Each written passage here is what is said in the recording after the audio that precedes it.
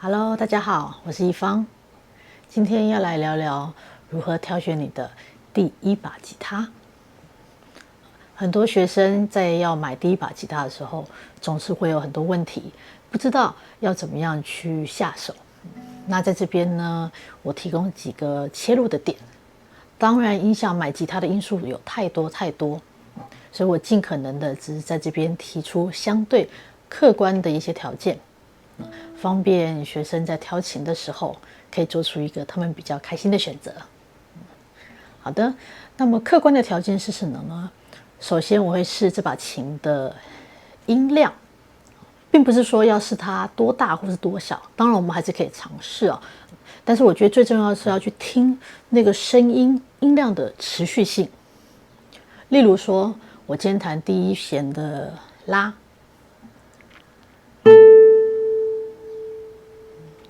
我可以去听这个声音维持了多久，然后我再弹西，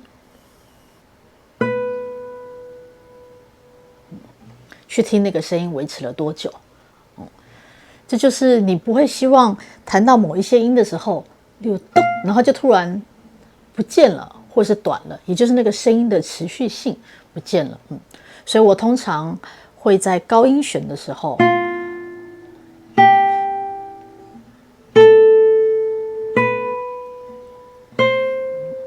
特别去听这几个单音的持续性，因为这是常常吉他弹主要旋律的部分啊，所以我觉得这个我会特别的小心。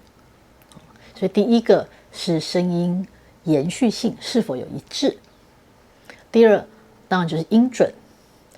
那音准呢，我们可以先试试空弦跟12格的8度有没有差太多。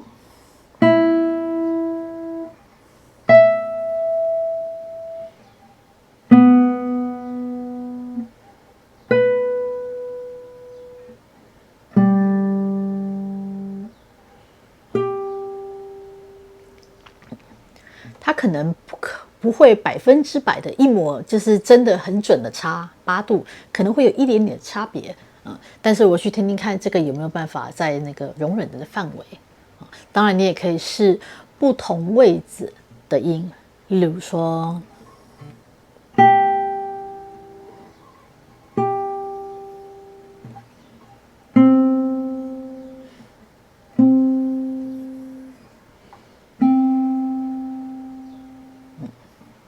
看看音准有没有差太多。这几个音声音不一样，因为位置不一样嘛，不同弦，所以音色会不一样。但是我说的是那个音准，所以你可以带个那个电子的调音器，弹弹看看音准有没有差太多。那第三个呢，就是所谓的手感。那手感我应该怎么样测试呢？你可以先选一首，例如说你这个地方封闭和弦老是按不好，或者是有比较多封闭的地方，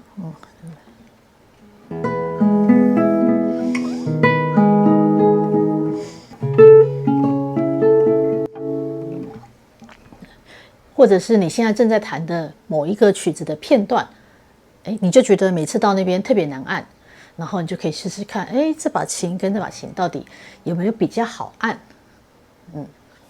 所以这就是所谓的手感。那这个是因人而异的，因为每一个人手的大小，跟这个琴颈的厚度，跟那个手感是真的每一个人不大一样。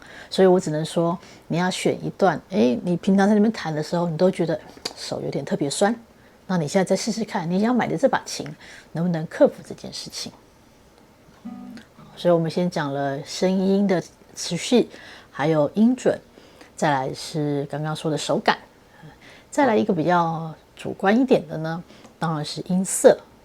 音色就像是美丑一样，它也是因人而异的。但是你可以试试看高音的地方，像是抖音，你也可以用空弦试试看它不同的位置发出来的声音。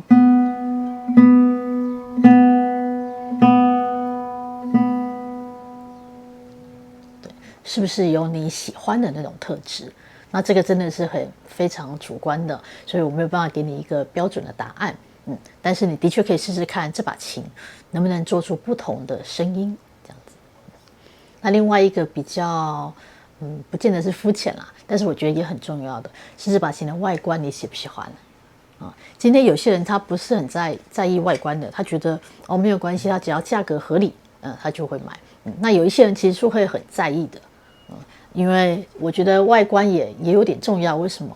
因为你看到这把琴，你开心，你就会想要把它拿出来弹嘛。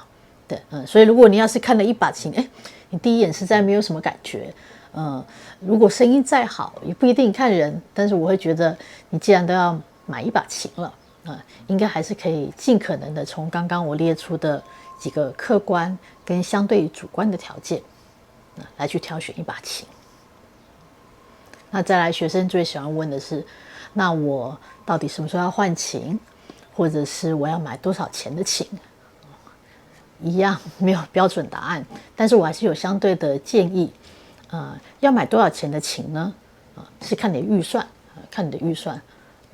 那我个人还是会希望不要低于1万块，或是不要低于8000块，因为我们所谓的勤能补拙，一把琴如果太便宜，通常啦，要么就是手感不是很好，或者是声音它没有什么变化，音量也不大好做，这些都会阻碍你的学习。